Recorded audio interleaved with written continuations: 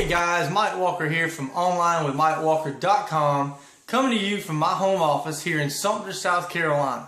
And today I just want to talk to you a little bit about blogging and different things that you need to know whenever you're starting to do your blogging that are very, very important to making sure that your blog actually gets picked up by the search engines like Google and things. I've been going through a course and it's actually showed me some really good stuff, and I'm going to just kind of pinpoint about 8 different things today that you really need to make sure are in your blog, and that way you can go ahead and get the most bang out of your blog so that people can see it and you can drive traffic to it, and that's what it's all about, right? So number 1 is you really want to target your market as far as what they want to be entertained by. In other words, what are they looking for? What kind of stuff would they be interested in? Target that type of market. Everybody's got their own target market. You may be targeting part-time marketers. You may be targeting video marketers. Whatever your target market is, what would they be entertained about? What could you do in your blog or talk about in your blog that would entertain them or give them value? You know, what would benefit them? So that would be number 1. Number 2 would be blog on purpose. If you're going to blog, make it for a reason. In other words, you know, it kind of goes back to number 1. What kind of information would they want to come to your blog for to get information about? What makes you so much better than, say, somebody else on that particular topic? So make sure you blog on purpose. Make sure that you have a really good make sure you set it up really good to where they'll want to come see you. Well, they'll see the value in what you're doing versus what somebody else is doing. Number 3 is make sure when you do your blog, make sure that you write at least 300 to 500 words. That's what's recommended for most average blogs, is 300 to 500 words. And that way, if you do that, your blog will it should pack a punch with 300 to 500 words, and the search engines love it. They'll pick it up. And as long as you have your good keywords and stuff in it, you should be just fine with 300 to 500 words. Make sure that throughout your blog, somewhere maybe in the middle or at the top, that you put an engaging picture. That's number 4. Make sure you put some sort of picture in there to kind of go along with your blog theme for that day. Pictures are great.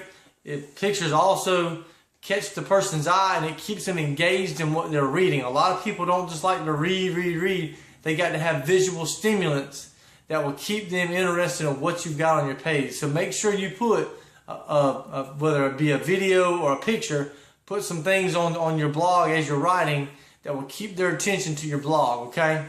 Number 5, share real life stories and testimonials. Make sure that there are some real life stories. Tell them about your struggle. Tell them about the things you've been through. Tell them about your successes. Tell them how you did this to achieve this goal and it worked. Or say, I did this and it didn't work, but I did this and it did. I mean, people are interested in your life and what you're doing. It's your blog. It's your page. People want to know about you, what type of person you really are. I mean, it's all about branding you incorporated. So make sure you just tell real life stories. Make sure that you have real life testimonials. You may have some friends or family that are in business as well, and you might want to put their testimonials on your page, you know, if they're involved in the same business you are. You don't never know what people are really looking for, but make sure it's real life stuff. You don't have to make up stories. Give real life stuff, because it's all about being real with people, right? Number 6, explain your what and your why, but leave out the desiring of the how. In other words, tell them a little piece to keep them like on the edge of their seat, like a cliffhanger type of thing. Give them a little bit and then say, well, you got to do this to get the rest of the story. And sure enough, they're going to be clicking that mouse to go see the rest of the story, as Paul Harvey used to say, right? So do that. Make sure that you explain the what and the why, but then leave them desiring the how, okay? Number 7, super strong call to action. I can't emphasize that enough. When you get down to the bottom, or maybe even in the middle, sometimes I'll put a call to action in the middle of my blog in big letters. I put it in red letters, put a H2 tag on it, say, hey, if you want more information about so-and-so, click here. Right in the middle of your blog. Make sure they can see it. And when you get to the bottom, again, a strong call to action. That's what you want. You need to tell your reader, your viewer, what you want them to do, okay? Number 8, make sure you condition your reader as far as like the call to action. Like in your blogs, your call to action should always be, say, in red letters. Or your call to action may be in blue letters. You may have a motivational Monday. You may have wealthy Wednesday. Or you may have, Super Friday. Whatever it is, condition your readers that they know that on a certain day you're going to do a certain thing.